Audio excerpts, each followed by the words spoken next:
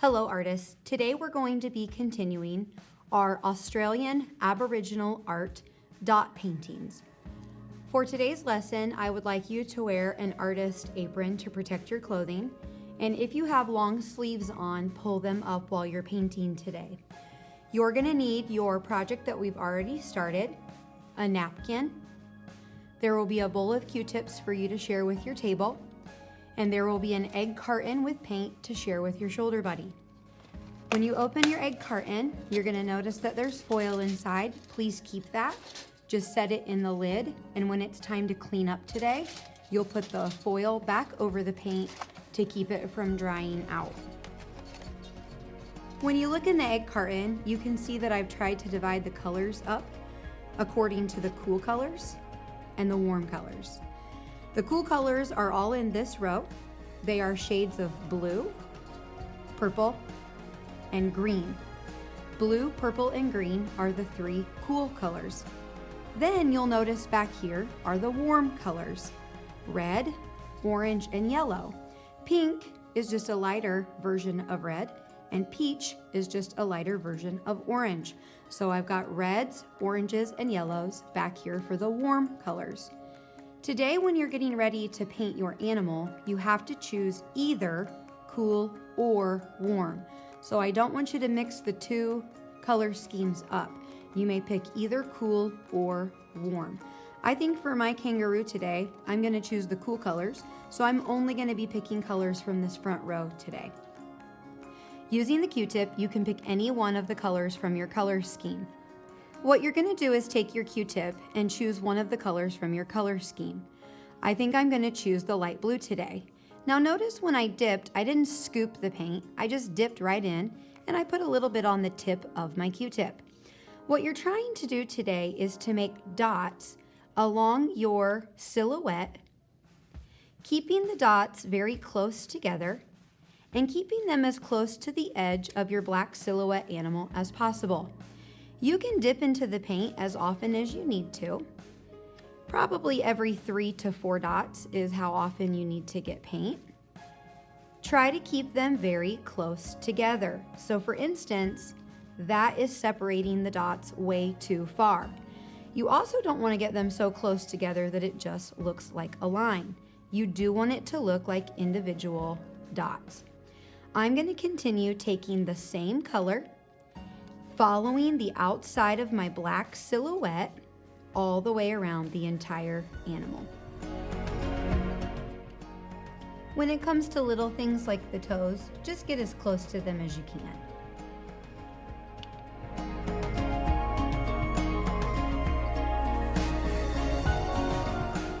This is what it looks like after you have chosen one color to go around the entire outline of your Australian animal. Notice in places like the arm, the ear, and the leg, you're only going to use one color because that's all that can fit there. Now I don't want you to waste the Q-tips. I've only used one side of it so far. Go ahead and use the other side. Since I chose cool colors for my first color, I have to continue using cool colors as I go row by row for my animal.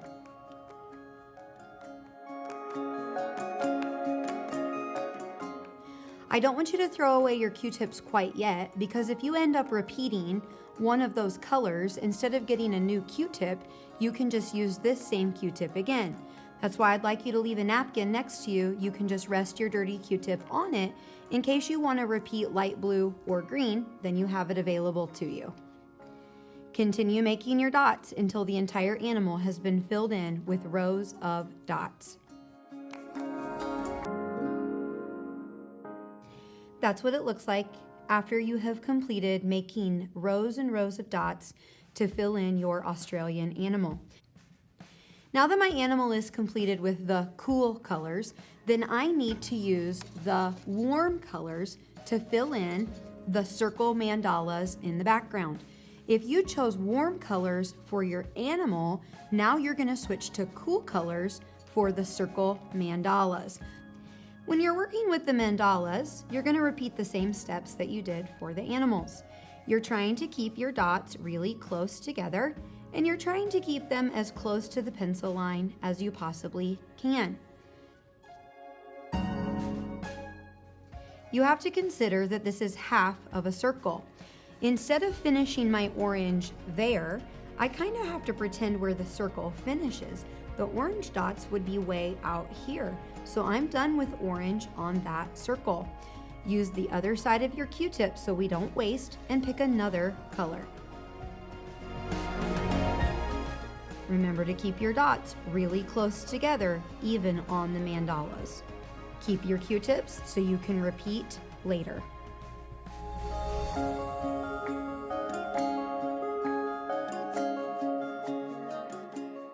When you start your next mandala, you don't have to do the same order.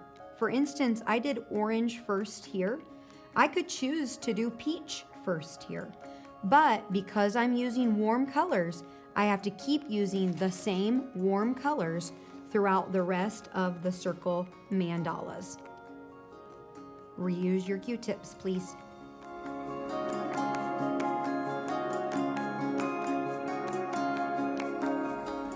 This is what it looks like after you have completed making your rows of dots on the animal and then on the mandalas.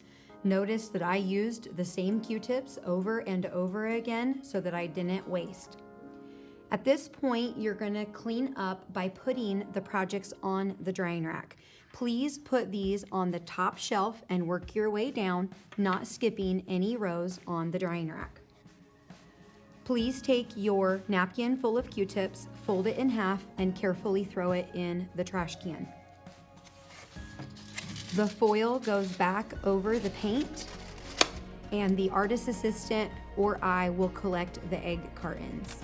The artist assistant will collect the Q-tips. You have paint on your hands. Please use the sink to get 1 pump of soap.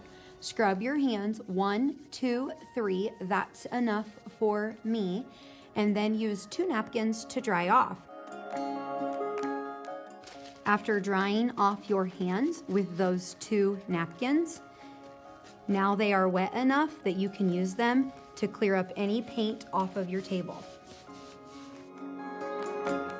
The last thing you need to do is take off your apron and put it back in the basket. Good job today, artists.